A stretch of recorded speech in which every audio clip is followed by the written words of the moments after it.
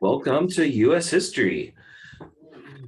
This class is roughly U.S. history from post-Civil War to the present, or as close as we can get.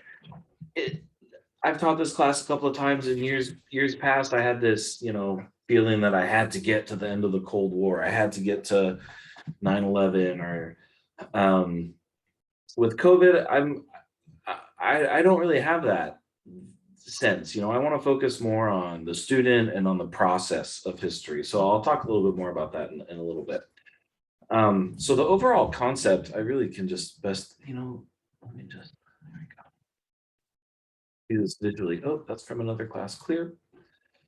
So we're gonna go through a period of time, and I'm gonna provide a context for students. So they'll be sitting in class, taking notes. We'll be looking at primary sources as a group, watch maybe a documentary or something. This is so essentially kind of like as a class.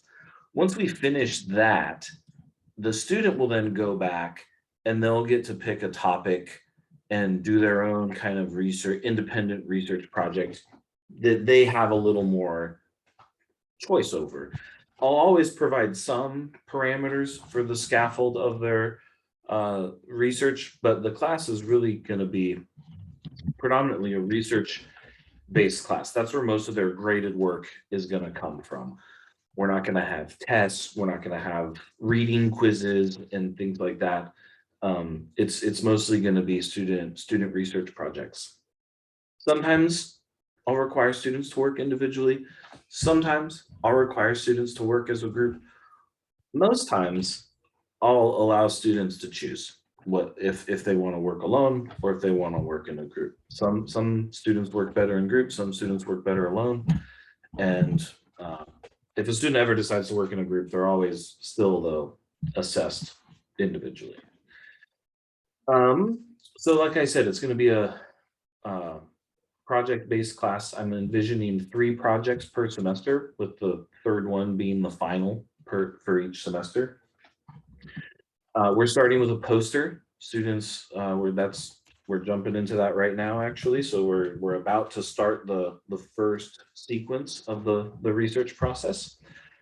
Other project ideas are, your traditional research paper. We can't do a history class without doing a traditional research paper. A presentation, even though some students are, yeah, I'll talk about that. I know that some students are a little nervous about presenting in front of groups, but I'll talk with students about that. Second semester, I'm envisioning some more digital type of products as we go through time. Our primary sources will start to change. We'll be getting more visual, audio, video sources. So I'm envisioning a podcast or a documentary. And then the final, I want students to be able to choose their project. Maybe they really like to write research papers, do it. Maybe they really like the podcast, awesome.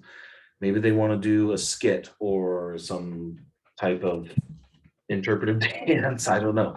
I'm going to leave that up to them and see what their ideas are. But by that time, I will have provided them a number of different models and scaffolds for projects that they should be able to choose. I have touched base with Mr. Kehoe, the language arts teacher for 10th grade. The nice thing about BASE is that teachers, right, we kind of have like all the same grade. So it can lend itself for collaboration. So he and I are going to try and touch base and make it so students aren't necessarily just doing one thing for both classes, but having their projects have some crossover and connection. So I'm looking forward to that. I am approaching assignments and late work and things like that a little differently this year. COVID gave me a lot of time and situational experiences to reflect on grading policies and things like that. The best thing I would say is communication is key. So if a student has a job, or if a student has obligations for the family outside of outside of what other students might have, let me know, and I can work with students. Because it's a project-based class, I'm going to be giving students chunks of work time, and there might be times where students have to engage in work to complete the projects because the class will move on. But if at the end of the day, if a student does the work and engages in the work, I'm going to assess the work on the quality of the work, not because it was a week late, 2 weeks late. Um, I'm kind of over that. So if you're looking for the sort of authoritative, heavy-handed approach, I, I'm here to help students to try and keep them on track. But if they do the work, I'm gonna grade the work. That's my approach. So we're just finishing up Reconstruction and Jim Crow. The next unit will be kind of the Industrial Revolution and the Progressive Era.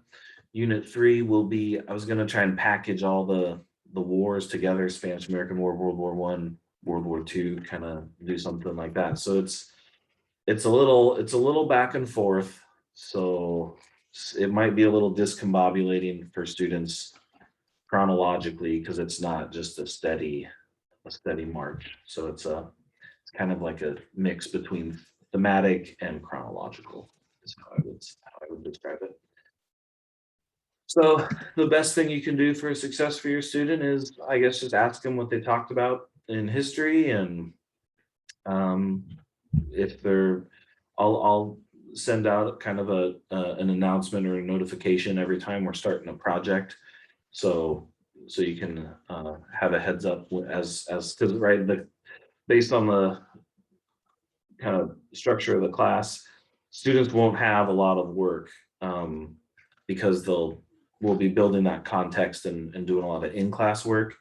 And then they'll have a project where, if they're spending their class time talking to their friend and stuff like that, then they'll have more work outside of class to be on pace. But anyway, yeah, I look forward to working with your students and going through US history.